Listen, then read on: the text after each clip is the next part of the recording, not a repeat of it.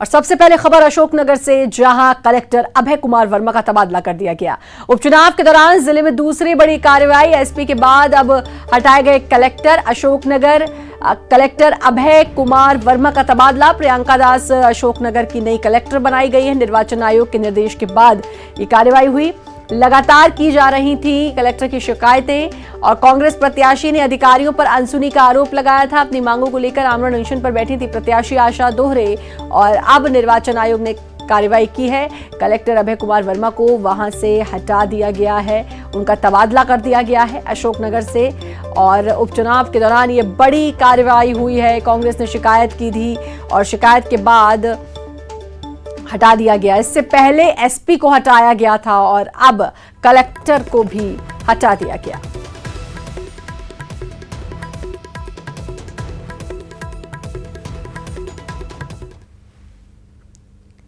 BJP के विजय जनसंपर्क अभियान का आगाज हो गया है। सांची में बीजेपी प्रदेश अध्यक्ष वीडी शर्मा ने इस अभियान की शुरुआत की।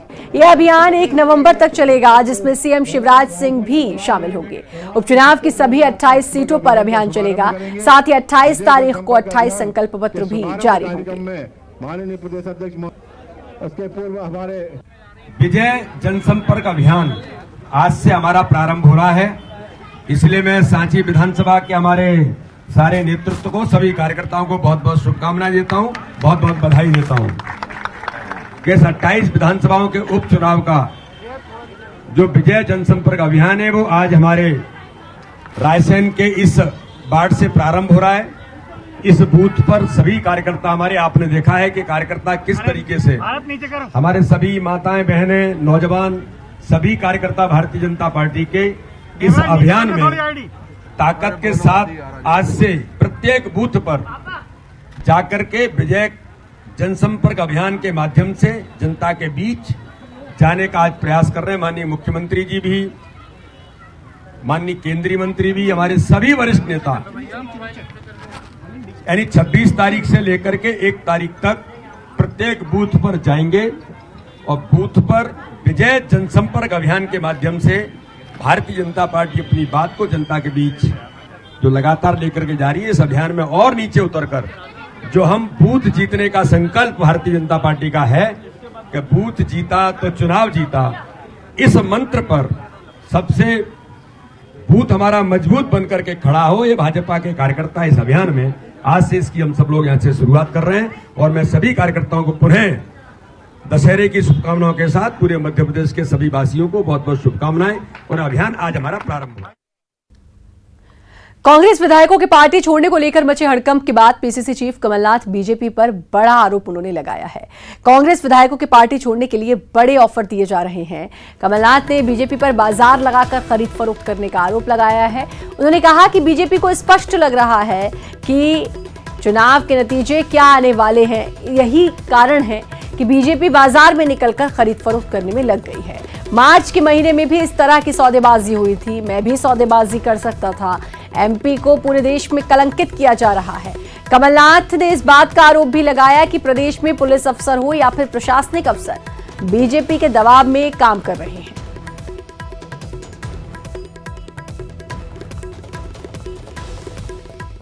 इस चुनाव के क्या परिणाम आने वाले हैं, 10 तारीख की इतनी चिंता और इतना डर लग रहा है। 10 तारीख जो जिस दिन गिनती होगी कि वे फिर से बाजार में चल पड़े हैं और वो जानते हैं कि जनता, मध्य प्रदेश की जनता सरल स्वभाव की है, सीधी सादी है, पर बहुत समझदार है। कई विधायकों के फ़ोन आए हैं कि वह बीजेपी उनको फ़ोन कर रही है, इतना ऑफ़र दे रही है। उन्होंने खुद मुझे कहा है कि हमें इतना ऑफ़र मिला है, ये मुझे ऑफ़र दे रही है कि मैं सौदेबाजी की राजनीति नहीं करूँगा। जितना बीजेपी बाजार में घूमे, विधायकों को फ़ोन करे, उनको तरह तरह का प्रलोभन दे, क्या आवश्यकता है। 10 तारीख तक इंतजार करें, जनता जो तय करेगी वो सबको स्वीकार होगा। ये छोटे छोटे शासकीय कर्मचारियों पर दबाव डाल रहे, तुम जाके ये करो। और 10 तारीख के बाद सब अधिकारी और पुलिस कर्मचारियों को याद रखना चाहिए कि 10 के बाद 11 तारीख भी।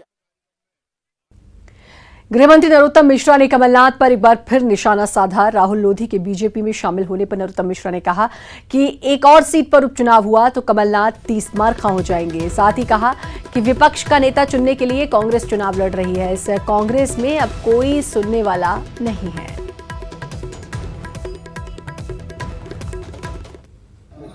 आदरणीय राहुल लोधी जी के इस्तीफे के बाद से एक बात तय हो गई कि इन उपचुनावों में कांग्रेस विपक्ष का नेता चुनने के लिए चुनाव लड़ रही है। अब सरकार में आने वाली तो बात ही समाप्त हो गई। 29 उपचुनाव हो लिए, एक और गया तो कमलनाथ जी 30 मार्का हो जाएंगे। फिर 29 उपचुनाव हो लिए, एक और गया तो कमलनाथ जी 30 मार्का हो जाएंगे। फिर और वहीं दूसरी तरफ कैलाश विजयवर्गीय ने कमलनाथ के उस आरोप का भी जवाब दिया जिसमें बीजेपी पर कांग्रेस विधायकों के खरीद फरोख्त का आरोप लगाया गया था। कैलाश विजयवर्गीय ने कमलनाथ को मानसिक तौर पर दरिद्र बताया, साथ ही अपने विधायकों को संभालने की नसीहत दी। कमलनाथ जी के पास बहुत सारी संपत्ति, करोड़ों रुपया है, पर मानसिक रूप से दरिद्र है। जब मानसिक रूप से दरिद्र होता है व्यक्ति तो फिर शब्दों की दरिद्रता सामने आती है। प्रदेश चुनाव मामले पर सुनवाई करते हुए चुनाव आयोग को सुप्रीम कोर्ट से बड़ी राहत मिली है। सुप्रीम कोर्ट ने मध्य प्रदेश हाई कोर्ट के आदेश पर रोक लगा दी है। कोर्ट ने कहा कि चुनाव आयोग नियम तोड़ने वालों के खिलाफ कार्रवाई करे। आपको बता दें कि चुनाव आयोग और मध्य प्रदेश के ग्वालियर सीट से बीजेपी के उम्मीदवार प्रद्युम्न सिंह तोमर ने सुप्रीम कोर्ट में याचिका दाखिल कर मध्य प्रदेश हाई कोर्ट के आदेश को चुनौती दी थी। याचिका में मध्य प्रदेश हाई कोर्ट के आदेश पर रोक की मांग की गई थी। मध्य प्रदेश हाई कोर्ट ने अपने आदेश में राजनीतिक पार्टियों को चुनाव प्रचार वर्चुअल माध्यम से करने का आदेश दिया था। सुप्रीम कोर्ट ने चुनाव आयोग को कहा कि आप आगे आकर नेतृत्व करें।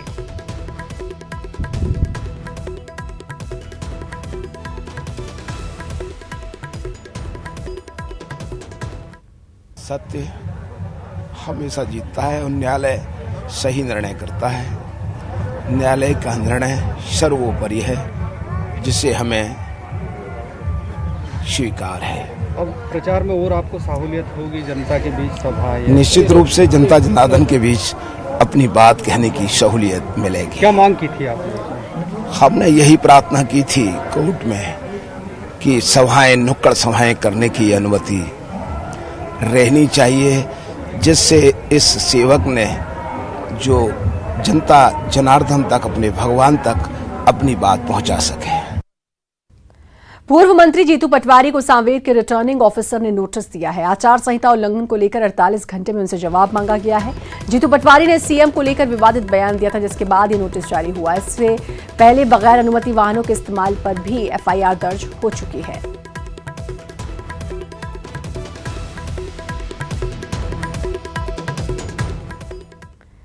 बीजेपी के राष्ट्रीय महासचिव कैलाश विजयवर्गीय ने जीतू पटवारी के सीएम शिवराज को लेकर दिए विवादित बयान पर पलटवार किया है। जीतू पटवारी को कैलाश विजयवर्गीय ने कमलनाथ के पैरों की धूल बताया। उन्होंने कहा कि कांग्रेस उपचुनाव में हार के डर से बौखलाई हुई है, इसलिए स्तरहीन भाषा का इस्तेमाल कर रही है।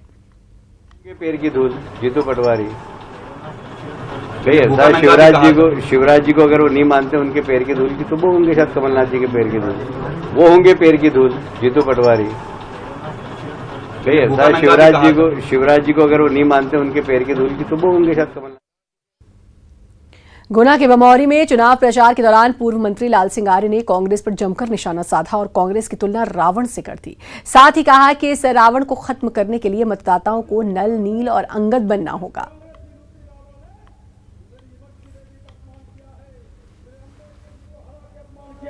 हमको नलनील बनना पड़ेगा, हमको अंगद बनना पड़ेगा, हमको हनुमान बनना पड़ेगा। और जिस रावण ने, जिस कांग्रेसी रूपी रावण ने मेरी इमरती देवी का अपमान किया है, मेरे अंबेडकर जी को हरा के अपमान किया, उनका राष्ट्रीय स्मारक नहीं बनाया है। और एक तरफ नरेंद्र मोदी ने हमारे लिए बहुत कुछ किया है और एक तरफ शिवराज जी ने बहुत कुछ किया है। तो 3 तारीख को वोट डाल के कांग्रेस की लंका को जलाकर राख करना है। और बात नेपानगर सीट की करते हैं, जहां पर सभी दलों को उपचुनाव को लेकर सभी ने पूरी ताकत झोंक दी है। आइए जानते हैं इस सीट पर क्या कुछ समीकरण चल रहा है और किस पार्टी का दबदबा यहां है। रिपोर्ट देखिए। बुरहानपुर की नेपाल नगर आरक्षित सीट पर उपचुनाव को लेकर कांग्रेस और बीजेपी ने अपनी पूरी ताकत झोंक दी है। इस सीट पर सबसे अधिक आदिवासी वोटर हैं। ऐसे में दोनों ही दल खुद को आदिवासी हितैषी पार्टी बता रहे हैं। कांग्रेस और बीजेपी आदिवासियों के बीच यह दावा करके उनके वोट अपने अपने प्रत्याशी के पक्ष में करने का प्रयास कर रहे हैं। वहीं बीजेपी खुद को आदिवासियों की हितैषी होने का दावा कर रही है। अटल बिहारी वाजपेयी ने भारतीय जनता पार्टी की सरकार ने किया था। गांव गरीब की चिंता कैसे होगी, जनजाति क्षेत्र की योजनाएं कैसे बनेंगी, जनजाति मंत्रालय उस पर काम करेगा। कांग्रेस ने इतने सालों से क्यों विचार नहीं किया था?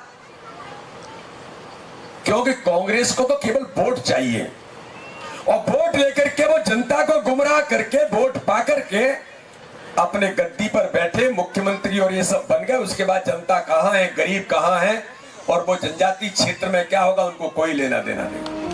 नेपाल नगर सीट को लेकर कांग्रेस और बीजेपी के अपने अपने दावे हैं। इन दावों की हकीकत 10 नवंबर को नतीजों के बाद साफ हो पाएगी। वक्त छोटे से ब्रेक का है, जल्द हाजिर।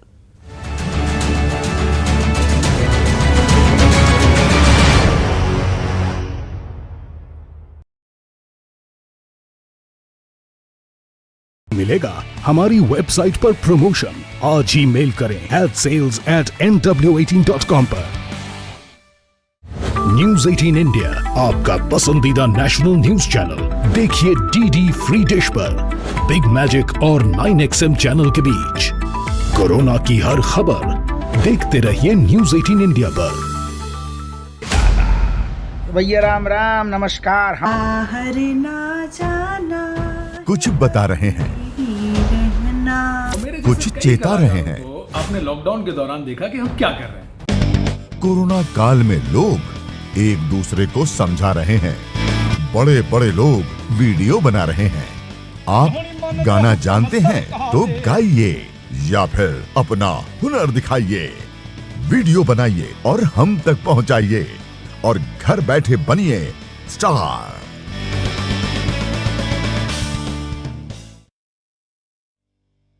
न्यूज 18 इंडिया, आपका पसंदीदा नेशनल न्यूज चैनल, उपलब्ध है टाटा स्काई के चैनल नंबर 519 और एयरटेल के चैनल नंबर 318 पर। कोरोना की हर खबर देखते रहिए न्यूज 18 इंडिया पर। नेताओं के वादों का हिसाब तो रखना होगा। दावे कितने हुए पूरे, उनको भी परखना होगा। पूछेंगे सवाल तमाम मुद्दों पर और जवाब तो देना होगा। सिर्फ न्यूज 18 मध्य प्रदेश छत्तीसगढ़ पर। प्रदेश के हर शहर, हर गांव, हर कस्बे की खबर तेजी से और कोरोना से छिड़ी प्रदेश की जंग की हर अपडेट रिपोर्ट सुपरफास्ट छत्तीसगढ़ में।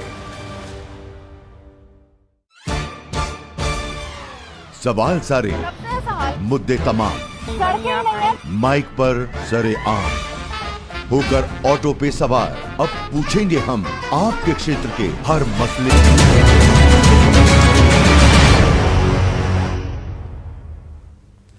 ब्रेक के बाद एक बार फिर से आपका स्वागत है। इमरती देवी पर आपत्तिजनक बयान को लेकर कमलनाथ पर आरोप लगने अब तक कम नहीं हुए हैं। केंद्रीय मंत्री फग्गन सिंह कुलस्ते ने भी इस पर अब कमलनाथ को घेर लिया।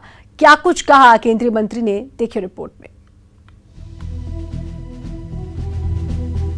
मंडला में केंद्रीय इस्पात राज्य मंत्री फग्गन सिंह कुलस्ते ने पूर्व मुख्यमंत्री कमलनाथ के आइटम वाले बयान को लेकर जमकर निशाना साधा।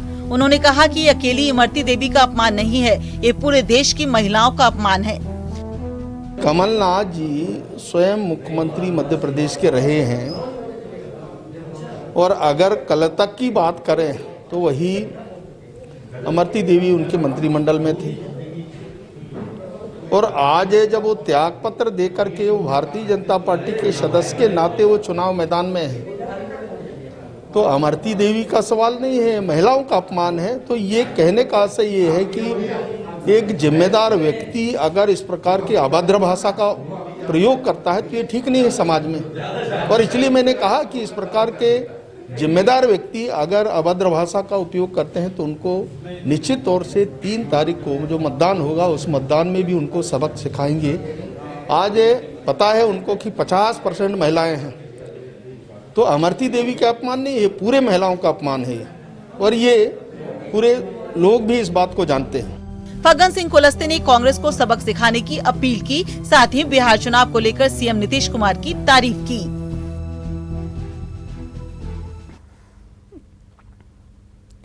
मरवाही की महाभारत और मरवाही उपचुनाव पर रमन सिंह बोले हैं। डॉक्टर रमन सिंह का कांग्रेस परिवार सिर पर बैठा है, पराजय का भय, सरकार ने लगा दी अपनी ताकत, चुनाव को प्रभावित करने की कोशिश, ये आरोप लगाया है पूर्व मुख्यमंत्री रमन सिंह ने। कांग्रेस पर वार किया है और कहा कि सिर पर बैठा है पराजय का भय और चुनाव को प्रभावित करने की कोशिश। मरवाही में पराजय का भय उनके सिर पे बैठा हुआ है और वो जितने तरीके से रोक सकते हैं, अप्रजातांत्रिक तरीके अपनाने की कोशिश कर सकते हैं, कर रहे हैं। पूरी शक्ति लगा दी है, 50 विधायक, मंत्री, पूरी सरकार लगी है और एक प्रकार से पराजय का भय उनको दिख रहा है। मगर मैं आपको कहना चाहूँगा कि मरवाही की जनता पूरी ताकत से एकजुटता है और निश्चित रूप से कांग्रेस वहां पे पराजित होगी, भारतीय जनता पार्टी प्रत्याशी अच्छे से जीतेगी। मरवाही उपचुनाव की सरगर्मी तेज है। इस कड़ी में बीजेपी नेता रामदयाल उइके ने बड़ा बयान दिया है। उन्होंने कहा कि जानबूझकर सरकार ने प्रशासन पर दबाव डालकर मेरे भतीजे अमित जोगी का फॉर्म निरस्त कराया। अब जनता कांग्रेस का वोट बीजेपी को जाएगा। उइके ने अमित जोगी को बताते हुए कहा कि जोगी परिवार से मेरे पारिवारिक संबंध हैं। छत्तीसगढ़ में स्थानीय पार्टी का अस्तित्व नहीं है, इसलिए बीजेपी में गया। कांग्रेस में आदिवासियों को दबाने का प्रयास किया गया। आपको बता दें कि उइके ने साल 2000 में अजीत जोगी के लिए अपनी सीट खाली की थी। मरवाही उपचुनाव को लेकर सियासत काफी हो रही है, क्या लगता है किस तरह से माहौल आपको बनता है यहाँ पर दिखाई दे रहा है? मरवाही की जनता इतनी समझदार है, इस बार सोच समझ के वोट करेंगे और भारतीय जनता पार्टी को वोट करेंगे, क्योंकि मैंने तीनों ब्लॉक का दौरा किया। आदिवासियों के बीच में हमने बातचीत की, समाज के लोगों से हमने बातचीत किया। उनका कहना है कि जिस तरह से जोगी जी हमेशा सक्रिय रह करके यहाँ की जनता की सेवाएं देते थे, उसके बाद कांग्रेस की यहाँ पे सरकार आ गई है। 2 साल में कांग्रेस सरकार ने यहाँ के विकास के लिए कोई काम नहीं कर रहा है। अच्छा, एक चीज ये भी है कि आपने अजीत जोगी के लिए अपनी सीट खाली की, वो मुख्यमंत्री बने और उसके बाद 20 सालों तक के इस पूरे विधानसभा की जो पहचान रही है वो अजीत जोगी के नाम से रही है। ऐसा नहीं लगता कि आपने उनको सीट देकर के काफी कुछ खोया है? मैंने मरवाही के चौमुखी विकास के लिए सीट दिया था और जोगी जब थे मुख्यमंत्री यहाँ लगभग 38 सिंचाई के साधन बनाए। मलिनिया जलाशय, घघरा जलाशय, सिमरदा जलाशय, खुज्जी जलाशय, खुज्जी डायवर्शन, बड़े बड़े स्टॉप डैम, उन्होंने जहाँ एक एक पारा टोला तक बिजली पहुंचाए थे। तो हम दोनों मिलके यहाँ का चौतरफा विकास तो हुआ, लेकिन आज की स्थिति में कांग्रेस वालों ने उनके साथ कितना बड़ा धोखा किया, कितना बड़ा उनको तकलीफ पहुंचाए कि आज जोगी जी नहीं है तो अमित जोगी और ऋचा जोगी उनके पार्टी की तरफ से जनता की तरफ से उन्होंने फॉर्म भरवाया। कांग्रेस वालों ने जानबूझकर उनके फॉर्म को रिजेक्ट करवा दिए। अरे जब वही जोगी जी जब चुनाव लड़ते थे कांग्रेस से, तो उस समय इनको पता नहीं था कि कौन सी जाति के हैं। 15 साल तक वो यहाँ नेता रहे, नेतृत्व के। अब ऐसी कौन सी बात हो गई कि ये लोग दबाव पूर्वक अधिकारी को, प्रशासन को दबाव देकर के उनके फॉर्म रिजेक्ट करा दिए। वो डरे हुए हैं। तो ऐसी स्थिति में जनता कांग्रेस के जितने वोटर्स हैं वो भारतीय जनता पार्टी को वोट करेंगे। अच्छा, तो आपको लगता है कि यहाँ पे जोगी कांग्रेस का एक वोट बैंक है वो बीजेपी की तरफ जाएगा? क्योंकि यहाँ पे एक तरह से कांग्रेस ये आरोप लगा रही है कि एक तरह से डील हो रहा है जोगी कांग्रेस के बीच और बीजेपी के बीच, टीम बी कह रही है जोगी कांग्रेस को। इस पे क्या कहेंगे? भारतीय जनता पार्टी कोई डील नहीं करती। डील ये लोग कर रहे हैं, खरीदी बिक्री काम कर रहे हैं, गांव गांव साड़ी बांट रहे हैं, एकदम सस्ती साड़ी, बर्तन बांट रहे हैं, दारू बांट रहे हैं, टी शर्ट बांट रहे हैं, ये डरे हैं तब तो बांट रहे हैं। हम कहते हैं इसके पहले तुमको देने का शौक है, सरकार पे है तो घर घर पूरी कपड़ा दे देना पूरे परिवार को। फिलहाल ये जनता बताएगी कि आखिर वो इन सियासी समीकरणों को कितना समझती है, सियासी दांवपेच को कितना समझती है, और मेरे ख्याल से जो जनता है वो काफी समझदार है, अपना निर्णय लेना खुद जानती है। फिलहाल चुनाव के नतीजे ये बताएंगे कि आखिर यहाँ का विजेता कौन होता है। कैमरा पर्सन इमरान कुरैशी के साथ देवव्रत भगत, न्यूज 18 मरवाही।